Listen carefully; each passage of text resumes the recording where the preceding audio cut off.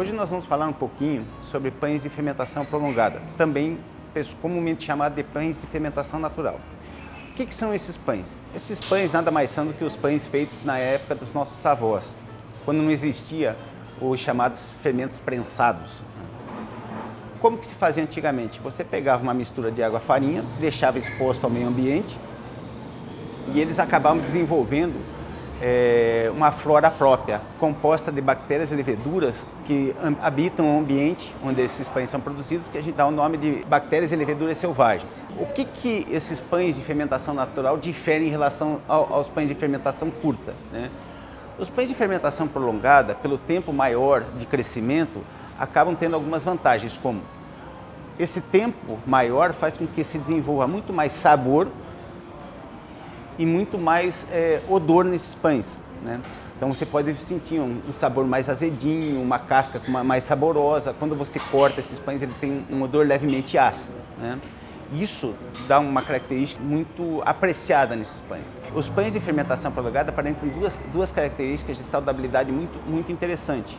Vamos dizer até 3 características de saudabilidade muito interessantes. Primeiro, eles apresentam um índice glicêmico mais baixo que os pães de fermentação curta. Por quê? Como eles têm mais tempo de crescimento, faz com que os açúcares da massa sejam quebrados em açúcares mais simples. Então isso faz com que a curva glicêmica desse pão diminua, ou seja, ela não é tão agressiva.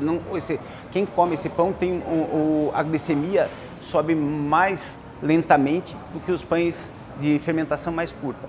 Outro ponto as cadeias de glúten desses pães, devido a esse tempo de crescimento maior, elas têm essas cadeias de glúten quebradas através de enzimas proteolíticas, tanto das leveduras quanto das bactérias que estão nesse fermento natural, que a gente dá o nome de soldô, ou dá o nome de massa madre e outros nomes que tem por aí.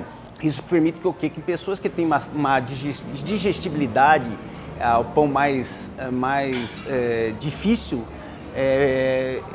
este pão não, é mais fácil deles digerirem, né? E uma terceira, que eu digo uma saudabilidade boa, é que esses pães não levam nenhum tipo de conservante.